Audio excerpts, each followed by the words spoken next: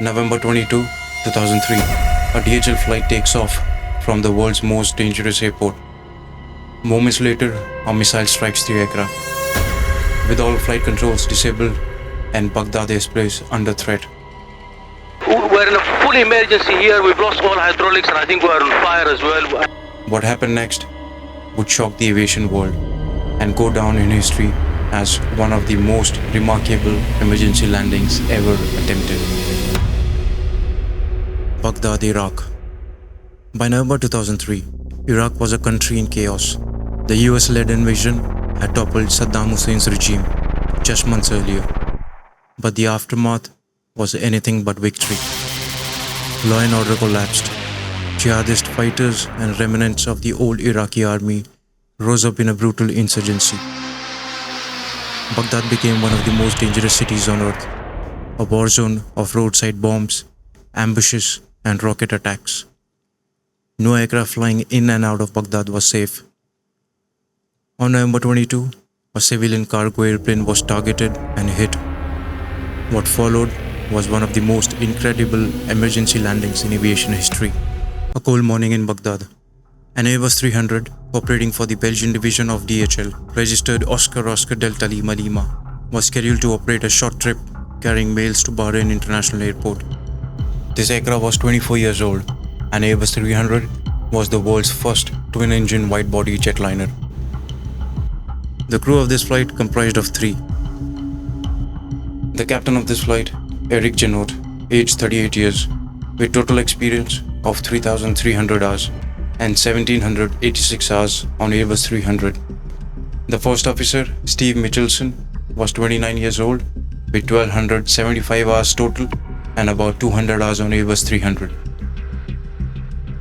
The third crew on this flight was a very experienced flight engineer named Mario Rafael, aged 54 years, with total experience of over 13,000 hours and about 1,700 hours on Airbus 300. The crew pushed back the aircraft with a light weight of 100 tons against a maximum allowed takeoff weight of 165.9 tons. As the crew approached the runway, they discussed a special takeoff procedure that they would follow for takeoff at Baghdad Airport. All the crews that were coming in and going out of Baghdad Airport used different techniques during landing and takeoff to avoid exposure time from missile or ground attacks. Techniques like the corkscrew landing, which means spiraling over the field before landing, and for takeoff using a rapid climb out. These were some techniques that was used at that time. The crew of this flight decided to use maximum takeoff thrust with slats only in takeoff position, and to retract the slats early after takeoff, and to climb with a speed of 215 knots for a very rapid climb out. Before we go ahead with the story, we need to understand few basic controls and aerodynamics of the airplane. To bank the airplane left or right, the pilot turns the yoke in the corresponding direction. This movement controls the ailerons and spoilers, located on the aft edges of the wing, which help initiate the bank. To pitch the aircraft nose up or nose down, the pilot moves the yoke backward or forward. This controls the elevators, which are located at the tail section of the aircraft. To yaw the aircraft in flight, or to keep it aligned with the center line during takeoff and landing, the rudder is used. It is also located at the tail section of the aircraft. This aircraft, like most modern jetliners, has engines mounted under the wings. A side effect of this configuration is that when thrust is increased, the nose tends to pitch up. When the thrust is reduced, the nose tends to pitch down.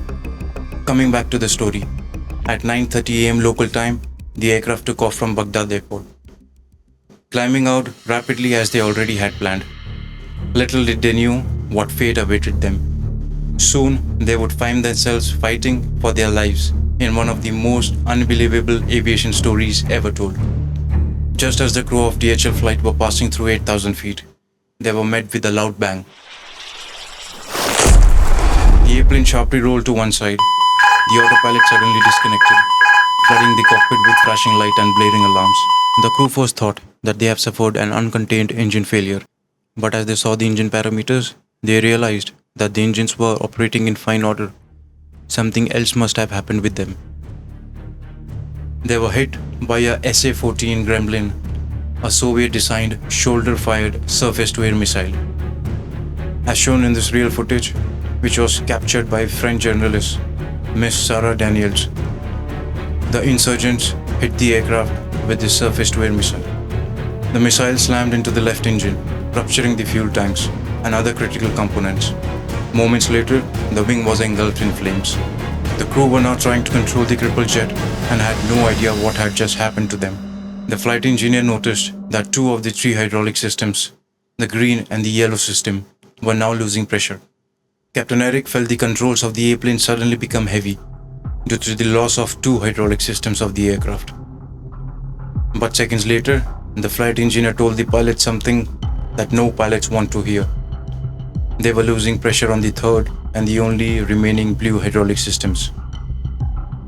Within a span of seconds, the crew lost all 3 hydraulic systems of the aircraft. To his horror, Captain Eric saw from his window that the left wing was on fire. The crippled jet was on fire and the DHL crew needed to land immediately. A US Air Force helicopter was nearby and keeping a lookout on them, struggling flying the aircraft. With the loss of all hydraulic systems, they couldn't control the aircraft with conventional methods. They couldn't use the yoke to turn the aircraft left or right, or to climb the airplane up or down.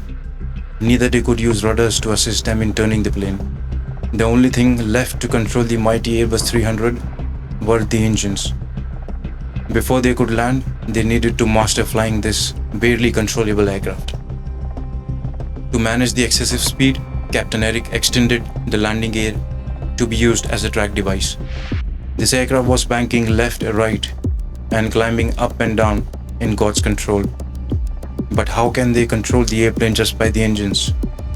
As I earlier said, this aircraft had engines mounted under the wings of the aircraft. So by increasing thrust, the aircraft nose will pitch up. Reducing thrust, the nose of the airplane will pitch down. Captain Eric needed to keep a perfect balance and timing of thrust to keep the aircraft's nose not rising too rapidly or to let the nose dive too steeply. When pilots reduce thrust on the left engine, the right engine continues to produce more thrust. This thrust asymmetry causes the aircraft to yaw to the left initially. As a result, the right wing moves slightly faster through the air than the left wing, generating more airflow over the right wing. This increased airflow produces more lift. Pilots refer to this as the secondary effect of yaw. But this roll was delayed when used, so the pilots had to get their timing right to roll the aircraft and not lose control. With every second critical, the pilots were now learning to fly this crippled jet and keeping it flying safely using throttles only. As to the damage to the aircraft, they had lost all hydraulics, left wing was on fire, left tank was ruptured and fuel was leaking from it. Slats and flaps were stuck in up position. Ailerons, elevators, rudders were not usable as well. Basically, this aircraft became a car with no steering wheel. As fuel leaked from the left wing tank, the fuel quantity on the left side was getting low. So the experienced flight engineer, Mario Rafael, was continuously balancing the fuel from right tank to left tank to keep the left engine running. Because if they were to lose the left engine because of fuel starvation, not even God could have helped them land this aircraft. The flight engineer then declared emergency to the ATC and asked if they could see fire and smoke coming from the airplane. Could you confirm that we still have any smoke coming from the aircraft or fire or anything like that? 5-4 can still see smoke and flames coming from the left tip of the left wing. Okay, left wing tip, fire and smoke, huh? That's affirmative. Thank you. When the plane pitched up, Captain Eric reduced thrust on the engines and the nose came down. But the speed was not under pilot's control now. As the nose came down, the airspeed increased. As the speed increased, the aircraft produced more lift with the help of the downlift on the tailplane, which eventually helped the aircraft to again pitch nose up. This motion, known as phugoid oscillation, continued for a while, with each oscillation in reduced strength than the previous one. Most modern jetliners have positive dynamic stability, meaning if displaced from its neutral position, the airplane itself will try to come back to its neutral position. The crew were fighting these oscillations and pitch while having the only engines to control the aircraft. With the aircraft banking to the left side due to the damage, it was becoming very difficult for the crew to control the aircraft. But after about 10 minutes of learning, understanding, and troubleshooting with their aircraft, Captain Eric was finally able to control the aircraft. He was able to control the climb, the descent, and the turns of the airplane. The crew among themselves were following great teamwork and CRM. They were doing everything right, and which is taught to every pilot. Aviate, navigate, then communicate. This basic principle and their skills and teamwork always kept them at the upper hand over the aircraft at all times. Now the crew wanted to get back to Baghdad airport, so they turned the aircraft in a right turn. Right, we're in a full emergency here. We've lost all hydraulics and I think we're on fire as well. Okay, keep both runways open for us and no more talking. Bye. Baghdad airport has 2 runways, 33 left, 33 right, 15 left and 15 right. And the direction from where this crew were coming, runway 33 right was the longest. But due to the very uncontrollable nature of the aircraft, they decided to land on either 33 right or the shorter runway 33 left. The crew just wanted to get the aircraft on ground as soon as possible. With the wing on fire, the crew decided to land on runway 33 left because they were drifting towards the left side. So landing on 33 left made more sense than landing on runway 33 right.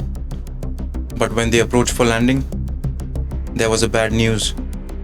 They were too high on this approach, and to even continue with this landing, there was no option left but to make another turn and come back again for landing.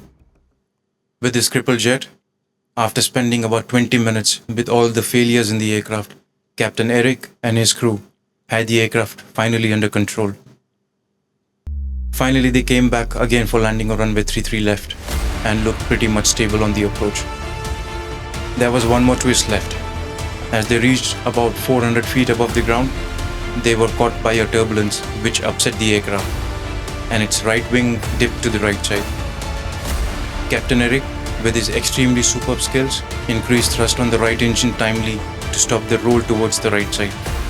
The aircraft came closer and closer to the runway, and as it approached the ground, it finally, after 20 minutes of misery, touched down with a slight right bank on runway 33 left. Captain Eric then applied full reverse thrust on both the engines. But due to no directional control available to the pilots, the aircraft went off the runway in the sand on the left side. After 3,300 feet or just 1,000 meters, the aircraft came to a full stop. Runway 33 left, being shorter than runway 33 right, was not a problem because as the airplane veered off the runway to the left side into the sand actually acted like a drag to stop the airplane. The crew of DHL Flight that day didn't just survive a missile strike. They performed what many call one of the most remarkable emergency landing in aviation history. Captain Eric Gennotte, First Officer Steve Michelson, and Flight Engineer Mario Rafael became living proof of what humans can achieve when everything is on the line. In just minutes, everything changed. A missile struck and the unthinkable became reality. But in the smoke, silence and chaos, the human spirit prevailed. 3 crew members, faced with certain disaster, leaned on training, instinct, and teamwork. No panic, no surrender, just unwavering focus and the will to survive. It wasn't luck that saved them. It was training, it was trust, it was teamwork. The crew demonstrated excellent teamwork and crew resource management throughout the flight. They followed the fundamental aviation principle taught to every pilot: aviate, navigate, communicate. Their adherence to this principle, along with their skills and coordination, ensured they maintained control over the aircraft at all times.